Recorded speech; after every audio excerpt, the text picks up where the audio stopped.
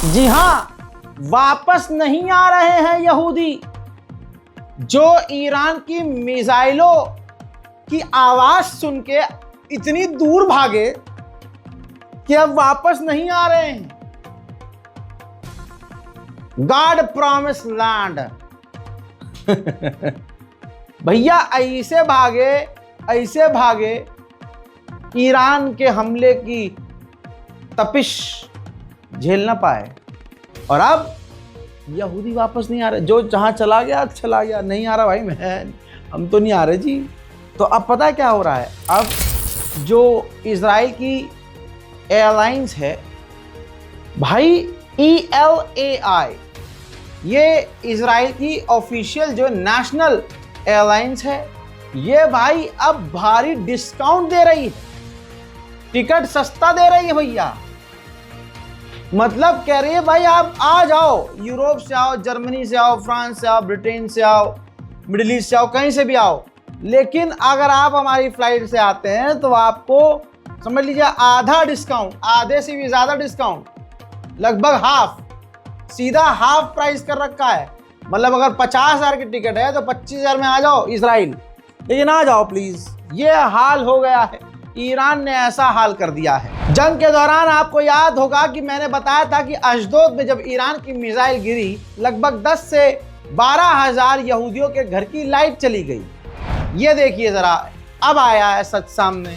ये अशदोद का इलाका है जहां ईरान की मिसाइल गिरी। जमीन के नीचे जो तारों का जाल था वो डैमेज हुआ और कई इलाकों में लाइट गायब हो गई थी, जिसे अब रिपेयर करते हुए देखा जा सकता है। अब पूरी दुनिया में अमेरिका पूरी तरह से नंगा हो गया और ये फर्जी सबूत रख रहे हैं कि हमने तबाह कर दिया, बर्बाद कर दिया, और उधर से इनकी इंटेलिजेंस, इनके डेमोक्रेट्स, इनके नेता बता रहे हैं आके सामने से भाई कुछ नहीं हुआ ईरान को। यह सिर्फ नोबेल प्राइज ट्रम्प को चाहिए था, इस मामले को हाईलाइट करना था। बुड्ढे की जिंदगी में कुछ तो है नहीं, जवानी में इतना कुछ कर लिया जिंदगी में उसने कि अब दिमाग के अलावा कुछ काम ही नहीं कर रहा है, और दिमाग काम भी कर रहा है तो उल्टा काम कर रहा है। अब आपकी स्क्रीन पर ये देखिए रिपोर्ट, भाई डोनाल्ड ट्रंप ने ट्वीट करके धमकी दी है कि जो डेमोक्रेट्स हमारी जानकारियां लीक कर रहे हैं, जानकारियां जैसे दुनिया को बता रहे हैं कि भाई इजराइल और अमेरिका ने जो मिलकर हमला किया दोस्तों, उससे ईरान का कुछ नहीं बिगड़ा। कुछ ही महीनों में ईरान फिर से ट्रैक पर आ जाएगा और परमाणु बनाएगा। अब ये ट्रंप उनसे चिढ़ गया कि हमारे नेता जो डेमोक्रेट्स हमारी जानकारी लीक कर रहे हैं उनको भी सजा मिलनी चाहिए। उधर IAEA बौखलाया हुआ है, पागल हुआ पड़ा है कि ईरान हमें जानकारी दे कि उसका न्यूक्लियर प्रोग्राम अब किस हाल में है और उसने यूरेनियम इतना सारा कहां रखा है, किस कंडीशन में है, हमको बताए ताकि हम अपना काम कर सके। हाँ, इन सुअरों का काम ये था और ये है कि ये ईरान के यूरेनियम और परमाणुओं की जानकारी इजराइल को देते हैं। इसकी बौखलाहट तो IAEA की यही कह रही है। आपको क्या लगता है, कमेंट कीजिएगा। उधर इजराइल का हाल तो अभी सामने आना शुरू है, कितना बुरा हाल है भाई। 32,975 लोगों ने, यहूदी परिवार लोगों ने, किसने, 32,900 से ज्यादा यहूदी परिवार के लोगों ने भाई मुआवजा मांग लिया है कि ईरान की मिसाइलों ने जी हमारा पूरा घर तबाह कर दिया। नेतन्याहू ने शुरू किया था, गवर्नमेंट ने शुरू किया था, भाई दे, कहां गए तुम्हारे आयरन डोम डिफेंस सिस्टम, एरो 3 और दुनिया के। अब भाई इजरायली लोग भड़के हुए हैं, 32,000 से ज्यादा लोगों ने मांग लिया भाई पैसा दो, हमारा मकान जो हुआ डैमेज को दो। बड़ी खबर आ रही है कि तेहरान के एक अपार्टमेंट में मोसाद ने हमला किया है। किसको मारा है, कैसे मारा है, ये जानकारी सामने अभी तक नहीं आ रही है, लेकिन उस हलचल की वीडियो ये है।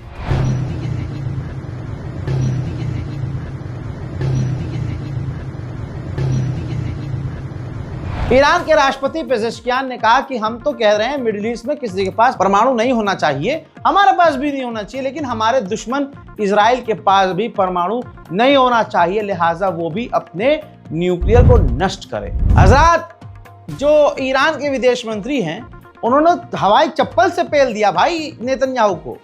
कहा, बार बार कहा, रिपोर्ट आपकी स्क्रीन पर है, देख लीजिए। इस रिपोर्ट में ईरान के विदेश मंत्री ने कहा कि हमने इजराइल से किसी से सीज फायर के लिए नहीं कहा, बल्कि बार बार यूरोपियन डिप्लोमेट और यूरोपियन जो एक्सपर्ट्स हैं उनसे बार बार इजराइल रिक्वेस्ट कर रहा था कि आप सीज फायर करवाइए, हमें जंग खत्म करनी है।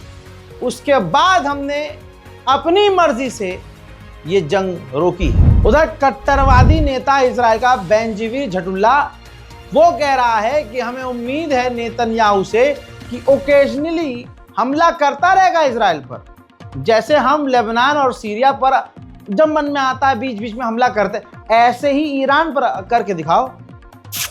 आओ, ऐसे दोनों हाथ खोल के। भूल गए क्या? खामनाई नाम भूल गए क्या? सालों रात को तुम्हें नींद आ नहीं रही है, उठ के बैठ जा रहे हो, अभी भी डर डर के बंकर का दरवाजा देखते हो, और ई कह रहा है ये बेंजामिन कि हमला ईरान करो ना, बस करते क्यों नहीं हो? रुक काहे गए बे?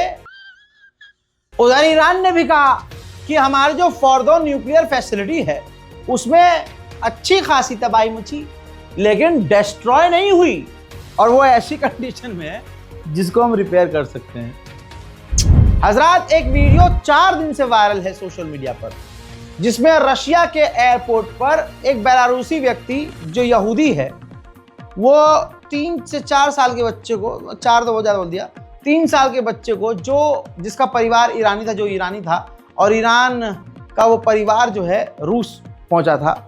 एयरपोर्ट पर उस बेलारूस के व्यक्ति ने देखा कि ये ईरानी परिवार है, मुस्लिम बच्चा है, तो उसने क्या किया, उस छोटे से 3 साल के बच्चों को उठा के जमीन पे पटक दिया। बच्चा कोमा में है, पूरी जिस्म की हड्डियां कई जगह से चटक गई हैं। वो वीडियो आपने जरूर देखा होगा। इतनी नफरत मुसलमानों से, इतनी नफरत यहूदियों को मुसलमानों से आप सोच नहीं सकते। एक यहूदी समाज है जो नफरत करने में ऐसा उतारू है। दुनिया कह रही है कि दुनिया में, ये वीडियो वायरल होने के बाद दुनिया में लोग कह रहे हैं कि ऐसा नफरत करने वाला कोई नहीं होगा मुसलमानों से जैसी नफरत करने वाले ये यहूदी हैं, जो ज़ियोनिस्ट हैं। लेकिन मैं ऐसे लोगों को जानता हूं जो यहूदी से भी ज्यादा नफरत मुसलमानों से कर सकता है। यहूदी मुसलमानों से जितनी भी नफरत कर रहे हो एक तरफ, लेकिन भारत का अंधभक्त समाज जितना मुसलमानों से नफरत करता है उतना यहूदी भी नहीं करता होगा। अरे बिल्किस बानो को तो जिंदा उनके पति के सामने, उनके परिवार के सामने एक समाज ने, जो यहां तक तिलक लगाकर प्रभु श्री राम का नाम लेकर नारेबाजी करता हुआ, बिल्किस बानो की इज्जत लूटी गई। उस बेटी की, मतलब जो 8-10 साल की बिटिया थी बिल्किस बानो की, उसके सामने। क्या मतलब सोच सकते हैं? नहीं सोच सकते। सोचिए, भारत के मुसलमानों को समझना होगा कि कौन सा समाज आपसे कितना नफरत करता है और आपके साथ कब क्या हो सकता है। खुद को तैयार रखना चाहिए। उधर रिपोर्ट यह है कि हाई प्रोफाइल, हाई लेवल का मिलिट्री बेस जो इजराइल में था, ईरान की मिसाइलों से भारी तबाही मची है। मैं आपको 10 दिन पहले बता चुका था कि ईरान की मिसाइलें वहां गिर रही हैं और इजराइल छुपा रहा है। आज रिपोर्ट आई है कि इजराइल अपने नुकसान को जो उसके मिलिट्री बेस पर हुए हैं, डिफेंस सिस्टम फेल करते हुए, भाई साहब उनको छुपा रहा है। ईरान की मिसाइलों ने इजराइल के बेस को उड़ा रखा है। ईरान बहुत बढ़िया काम कर रहा है। अब ईरान जो कर रहा है उसको ईरान को 5-6 साल पहले से करना चाहिए था। ईरान ने अपने घर के अंदर के गद्दारों को पकड़ना शुरू कर दिया है। अभी पकड़ता है और सुबह लटका देता है। ये 3 ईरान के और गद्दार मिले हैं जो मोसाद के लिए जासूसी कर रहे थे। जब तक आप ये खबर देख रहे हैं तब तक इनको फांसी पर लटका दिया गया है। तहलका तब मचा जब ये तस्वीर सामने आई। ईरान के डिफेंस मिनिस्टर अचानक से चाइना पहुंच गए। अजी भैया, चाइना में उनका एकदम जोर शोर से स्वागत किया गया। मार्केट में खबर ये घूम रही है, दुश्मन के खेमे में हड़कंप मचा है और कहा यह जा रहा है कि ईरान के defence minister China defence system खरीदने और कई तरह के हथियारों को खरीदने के लिए गए हैं। उधर इजराइल का डिफेंस मिनिस्टर कह रहा है कि हम खामनाई को कत्ल करना चाहते थे, लेकिन हमें ऊपर से आदेश नहीं मिला था और उनको कत्ल करने के लिए हमें अमेरिका की परमिशन की जरूरत नहीं है। למה לא חיסלנו את חמינאי? אם הוא היה על הכוונת, היינו מורידים אותו. אם הוא היה על הכוונת, היינו מורידים אותו? זו החלטה שהתקבלה בקבינט הישראלי? זו הייתה המדיניות. ולא הייתה הזדמנות מבצעית על דעת פשוט? כולם. פשוט לא הייתה הזדמנות מבצעית? לא. לא הייתה. הוא עדיין בן מוות? עוד פעם, יש הבדל לפני הפסקת אש, אחרי הפסקת אש. בתוך המבצע היינו מורידים אותו. האיש הזה עשרות שנים. חיפשנו להוריד אותו, או שאם הוא היה חיפשנו נקרא... מאוד. उधर कतर के डिप्लोमेट ने ऑन एयर कहा है कि ईरान ने जो हमारे साथ किया, हमारी ज़मीन पर हमला किया, अब हमारे पास दोनों ऑप्शन मौजूद हैं टेबल पे। या तो हम डिप्लोमेटिक तरीके से ईरान से बातचीत करें, लेकिन इसके अलावा दूसरा रास्ता भी है कि हम किसी और तरीके से यानी टेढ़ी उंगली करके ईरान से बदला लें।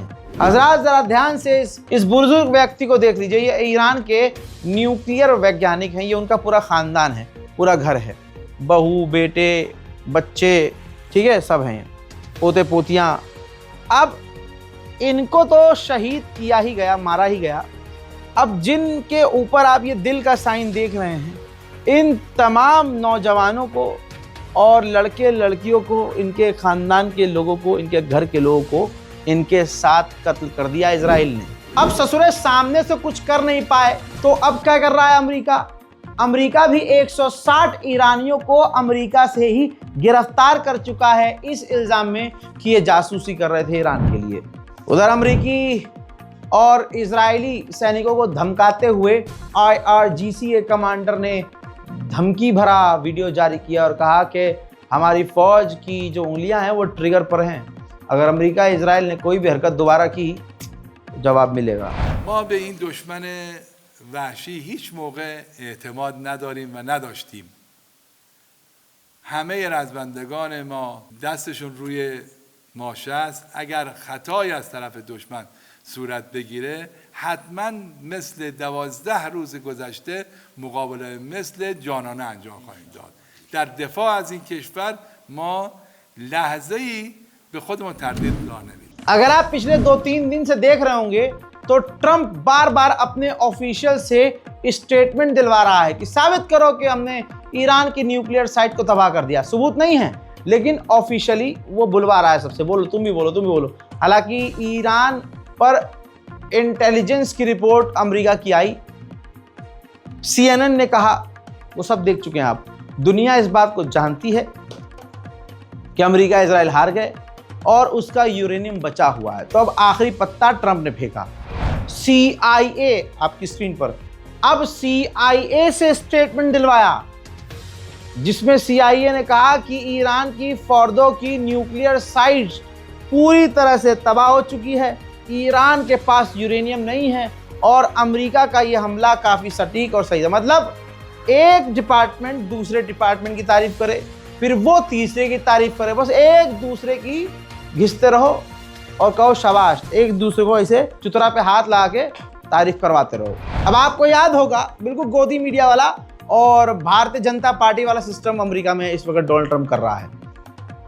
CNN में जो रिपोर्ट आई शुरू में, जिसमें यह बताया गया, सबूत के साथ बोला गया कि ईरान की न्यूक्लियर साइट फोर्दो जो है तबाह नहीं हुई है।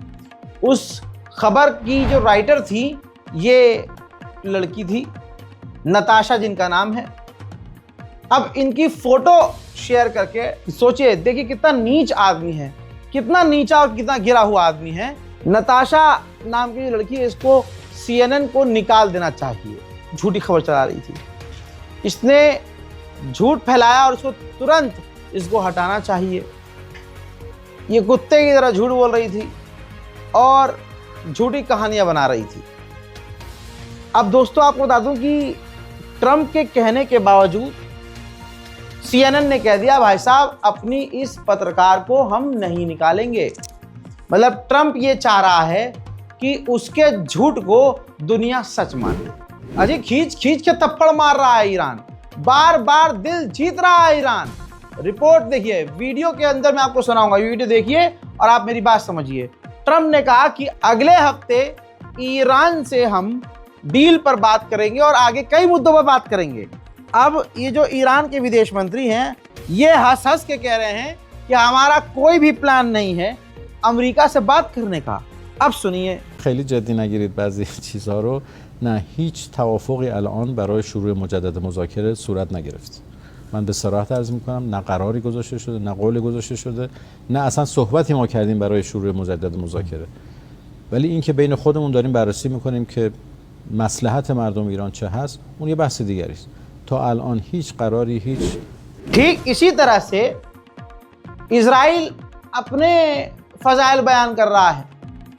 अमेरिका के इस कमांडर का कहना यह है कि हमारे फौजी जमीन पर थे और वो ईरान के अंदर घुस गए थे और अंदर जाकर उन्होंने ईरान का बहुत नुकसान किया। भाई हमें पहले से पता है, मूसाद पहले से वहाँ मौजूद है और वो अभी से नहीं, बहुत पहले से ईरान में हमले वो करता रहता है। ईरान में, पाकिस्तान में, इन तमाम जगहों में कोई और आतंकवादी बाद में, लेकिन मूसाद आतंकवादी हमले पहले करता है। आप समझ रहे हैं? पाकिस्तान को भी इसकी जांच करनी चाहिए, भारत को भी इसकी जांच करनी चाहिए। पूरी दुनिया में अनस्टेबिलिटी अमेरिका और इजरायली फैलाते हैं ताकि इनके हथियार बिके। खेल नहीं समझते आप, खेल समझिए। अजी उस जीत का क्या ही मजा होगा। और जीत किसे कहते हैं? इसे कहते हैं ना, जब दुश्मन कहे कि भाई साहब हमारी ईंट से ईंट बजा दी लोंडो ने, भैया इनकी मिसाइलों ने तो हमें हिला कर रख दिया। डोनाल्ड ट्रंप पब्लिक के सामने, वाइस प्रेसिडेंट के सामने खुल्लम खुल्ला कह रहे हैं कि भैया ईरान के लोग काफी स्मार्ट हैं, उनकी मिसाइलों ने इजराइल को बुरी तरह से हिट किया और उन्होंने कई बिल्डिंग्स गिराई हैं। सुनिए ध्यान से और अणुओं को जरूर शेयर कीजिएगा। You know, they've got a country and they've got oil and they're very smart people and they can come back. Israel got hit very hard, especially the last couple of days. Israel was hit really hard. Those ballistic missiles, boy, they took out a lot of buildings. And they've been great. Bibi Netanyahu should be very proud of himself. And they've really been great. But they're not going to be building bombs for a long time. उधर Iran भी बहुत खतरनाक सूखा सूखा खेल रहा है, समय नहीं लगा रहा, पट पट और देर पट। 700 से ज्यादा ईरान ने लोगों को गिरफ्तार किया है जिनका कहीं ना कहीं कनेक्शन मूसाद से है। जब अमेरिका और इजराइल ईरान की न्यूक्लियर साइट को उड़ाने की कोशिश कर रहे थे, प्लानिंग कर रहे थे, तो ये सफेद शैतान इमैनुअल मैक्रोन कह रहा था बहुत बढ़िया प्लान कर रहे हो, कर देना चाहिए, मार देना चाहिए, उसके न्यूक्लियर प्लांट को ख़राब कर देना चाहिए, पूरी तरह सपोर्ट कर रहा था। लेकिन जब उसने देखा कि अमेरिका की पूरी ताकत मिलकर ईरान की न्यूक्लियर फैसिलिटी फॉर्दो को तबाह नहीं कर सकी, तो इमैनुअल मैक्रोन ने टोन चेंज कर दी। तो कहा कि अमेरिका ने यानी ट्रंप ने जो हमला ईरान पर किया वो गैरकानूनी था, इल्लीगल था। बताइए, इल्लीगल बता दिया और कहा कि बात तो सही है, ट्रंप का अटैक करना गलत तो था, इंटरनेशनल लॉ के खिलाफ, यूएन के लॉ के खिलाफ था, लेकिन ईरान की न्यूक्लियर फैसिलिटी तबाह होनी ही चाहिए। अब फाइनेंशियल टाइम की रिपोर्ट देखिए, जो बोल रहा हूं सबूत से बोल रहा हूं। अब यूरोप के टॉप लीडरों का मानना यह है कि हमला होने से पहले ईरान ने अपना यूरेनियम वहां से निकाल लिया था। ईरान ने दर्जनों, सैकड़ों अफगानी गद्दारों को पकड़ा जो इजराइल के लिए काम कर रहे थे, जिनको 20,000 तूमान का ऑफर किया गया था कि आपको अच्छा खासा पैसा दिया जाएगा। सुनिए, उनका वीडियो भी ईरान ने जारी किया है। از افغانستان ولایت بدخشان. بدخشان. اهل افغانستان. چند سال ایرانی؟ 1 سال و 2 ماه. 8 سال. از کجا؟ پاکدشت. پس ایرانی هستی ها؟ بله. چرا گرفتنه؟ 3 تا موشک داشتم. پس چی کار کنی؟ رو باشد. از من उधर रशिया ने कहा है कि हमारा कोई इरादा नहीं है कि ईरान को न्यूक्लियर वेपन सप्लाई किया जाए और ईरान ने न्यूक्लियर वेपन के लिए किसी से मांग भी नहीं की। उधर ईरान ने इजराइल की तमाम ताकतों को जमीन पर गिराया है। ये देखिए, ये ईरान के इलाके में जो हैवान जैसा दिखने वाला एक खतरनाक ड्रोन है, ईरान ने जिसे मार गिराया है, आप उसके मलबे को देख सकते हैं। जब मैं कह रहा था कि फ्रांस, जर्मनी, ब्रिटेन सब एक हैं, कई लोग कमेंट करते हैं भाई फ्रांस का क्या मतलब, जर्मनी का मतलब। देखो मुन्ना, जो वालिद मोहतरम आपके दिखाते हैं ना, सच दिखाते हैं। फ्रांस ने ऑफिशियली कहा है कि इजराइल के ऊपर कई ड्रोन जो जा रहे थे उन्हें हमने रोका है। सोचिए, ईरान एक अकेला जैसे तैसे मिसाइल दाग रहा था, तो उसे रोकने के लिए जर्मनी, फ्रांस, ब्रिटेन, ये तमाम बीच में कूदकर उन मिसाइलों को मारकर गिरा रहे थे। इसके बावजूद भी सोचिए, तेल अवीव का तेल ईरान ने निकाल दिया। हजरात, ये नाम की लिस्ट है शहीदों की। ईरान ने 12 दिन की जंग में अपने 30 से ज्यादा टॉप लेवल के कमांडरों को खोया है। अब ये रिपोर्ट है आपके सामने। सिर्फ 12 दिन की जंग में इजराइल को $5 बिलियन खर्च करने पड़े और ईरान की मिसाइलों को रोकते रोकते इजराइल के इंटरसेप्टर्स मिसाइल्स खत्म हो गई। मिलिट्री पर उसने 8% अपनी जीडीपी का खर्च किया, लेकिन फिर भी पूरी तरह से फेल हुआ। ईरान को नुकसान यह हुआ कि 974 उसके लोग मारे गए, जिसमें 14 न्यूक्लियर वैज्ञानिक थे। और ईरान को जो लॉस हुआ उसका $1 बिलियन का लॉस हुआ है, जो तेल आगे नहीं बेच पाया। और महंगाई 43% बीच में बढ़ गई। उधर ट्रंप ईरान का मजाक भी उड़ाता हुआ नजर आया। कहा कि भाई ईरान बहुत बढ़िया था, ईरान ने हमें बोला कि हम 1 बजे आप पर हमला करने वाले हैं और इस दिन हमला करने वाले हैं। तो मैंने ईरान से कहा कि थैंक यू वेरी मच, मैं वहां से लोगों को निकाल लेता हूं। मजाक उड़ाया, सुनिए पहले। You saw that where 14 missiles were shot at us the other day, and they were very nice. They gave us warning. They said we're going to shoot them. Is 1 o'clock okay? They said it's fine, and everybody was emptied off the base, so they couldn't get hurt except for the gunners. They call them the gunners, and out of 14 high-end missiles that were shot at the base in Qatar, all 14, as you know, were shot down by our equipment. Amazing stuff. Amazing. देखा आपने, सुन लिया मजाक। बेटा ये मजाक तुम उड़ा लो, सोचो बता कर ईरान ने हमला किया। आहा, तवज्जो है। बता कर ईरान ने हमला किया तो पिछवाड़ों से धुआं निकल गया तुम्हारे। बिना बताए तुम्हारी तरह करता तो सालों मिट जाते अब तक तुम, समझे? अब ये ईरान का भी अलग मसला यार। इतना ईमानदार काहे होना भाई, जंग है, नहीं बता के करेंगे। अरे भैया मत बताया करो यार, एक बार सरप्राइज दे दो, फिर इनका सर और प्राइज जब अलग होगा फिर आएगा मजा। मोहतरम हजरात, मेरे दोस्तों, ईरान से अचानक से इजराइल ने डील क्यों की? ये है सच्चाई कि एक तो उसके नुकसान मोटे हो रहे थे, एक जलील होना पड़ रहा था। भाई मिसाइल रोक नहीं पा रहा। फाइनल खबर यह है कि इजराइल की मिसाइल्स और इंटरसेप्टर्स खत्म हो रहे हैं। डिफेंस सिस्टम बिल्कुल डल होने वाला है। इसीलिए उसने ईरान से पहले डील करी और फिर उसने, अब खबर यह आ रही है कि गाजा से भी डील करने को कुछ दिन में तैयार हो जाएगा, क्योंकि उसके डिफेंस सिस्टम कमजोर पड़ रहे हैं। भाई साहब, अड़ुओ तुम्हें पेलने में जब मजा आता है ना भाई साहब, एकदम नसें एकदम ठंडी पड़ जाती हैं, दिल खुश हो जाता है। आइए अब मिल के सब पूरे हिंदुस्तान के सच्चे हिंदुस्तानी अड़ुओं को पेलेंगे। रिपोर्ट यह है कि तुम्हारा बाप, जो कि ब्रिक्स में है, इंडिया ब्रिक्स का मेंबर है। ब्रिक्स की मीटिंग में भारत के जो रक्षा मंत्री हैं माननीय राजनाथ सिंह शामिल हुए थे। मोदी जी के नेता, हमारे बिल्कुल एकदम बहुत बढ़िया वाले नेता, भारत की सरपरस्ती कर रहे थे। और इन सब ब्रिक्स के देशों ने जॉइंट स्टेटमेंट जारी करके कहा कि हम इजराइल के हमले की निंदा करते हैं। और वो अपना वो पर्सनल क्षेत्र खोल के सुनो, तुम्हारे बाप ने कहा है, भारत ने कहा है, स्टेटमेंट, जॉइंट स्टेटमेंट जारी किया है ब्रिक्स ने कि भारत, हम सब मिलकर इजराइल का विरोध करते हैं जो उसने ईरान के पीसफुल न्यूक्लियर प्रोग्राम पर हमला किया। बल्कि हम ये चाहते हैं कि मिडिल ईस्ट परमाणु फ्री हो जाए, न्यूक्लियर फ्री हो जाए। ईरान के ऊपर जो हमला हुआ है नहीं होना चाहिए था, हम ईरान के साथ हैं।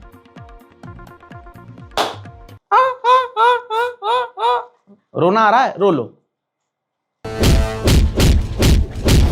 और यही नहीं, ये देखिए, आज तक के सोर्स से बता रहा हूं, ईरान का पैगाम है कि हिंदुस्तान के लोगों ने जिस मजबूती से हमारा साथ दिया, हम शुक्रगुजार हैं तमाम भारतवासियों के। अंध भक्तों की जिंदगी गोबर से भी गई गुजरी है भाई। और ये जो बड़े देशभक्त बनते हैं, खास समाज के, बहुसंख्यक समाज के सड़े हुए लोग, इनकी औकात क्या है? ये है औकात। भाई साहब, विशाल यादव नाम का एक हिंदू आतंकवादी, देश का गद्दार, पाकिस्तान का पेनिस, ये साला हिंदुस्तान की जानकारी लीक कर रहा था। भाई साहब नेवी के हेडक्वार्टर में काम करता था और इसने, खैर दिल्ली से गिरफ्तार हो गया ये, इसने पाकिस्तान को सेंसिटिव जानकारी शेयर कर दी और इसकी कौम के लोग खड़े होकर देश के गद्दारों को अलान मार दो, फलान मार दो, कुछ करके दिखाओ। अब ये तुम्हारी औकात है। जो दूसरों को गद्दार कहते फिरते हैं, उनकी सारी नस्ल गद्दार निकल रही है। देखिए, इस ईरान और इजराइल की जंग के पीछे कितने गद्दार पकड़े गए। हम तो नेशनल प्राइम टाइम कर ही नहीं पाए, लेकिन ये देखिए भाई, 7 दिनों में कम से कम 5-6 गद्दार मिले हैं। सहदेव सिंह, मोतीराम, अभिषेक सिंह, सनी यादव, रविंदर वर्मा, विकास यादव। भाई साहब, इनका नाम लिख के गूगल कर लेना, पूरी रिपोर्ट सामने आ जाएगी। कमाल यह है कि इनमें से कोई भी मुल्ला नहीं निकला, सारे खास समुदाय के लोग निकले हैं। उस समुदाय के, जो समुदाय मुसलमानों को पाकिस्तानी कहता है, जो समुदाय मुसलमानों को गरियाता है और जो समुदाय किसी को भी अपना अब्बा बना लेता है, बस मुसलमान को मार रहा हो वो। यही सच्चाई है। इजराइल और ईरान की जंग में एक बड़े समाज ने इजराइल का साथ सिर्फ इसलिए दिया क्योंकि वो ईरान यानी मुस्लिमों को मार रहा था, मुस्लिमों पर हमला कर रहा था। इस समाज से उम्मीद मत करना कि नहीं सब ऐसे, भाई सब ऐसे हैं, बस कोई खुलकर है, कोई अंदर है। फिलहाल की इस रिपोर्ट में इतना ही। इस रिपोर्ट को शेयर कीजिए, दुआओं में याद रखिए, चैनल को सब्सक्राइब कीजिए, अपनी राय कमेंट में लिखिए और दुआओं में याद रखिए। जय हिंद।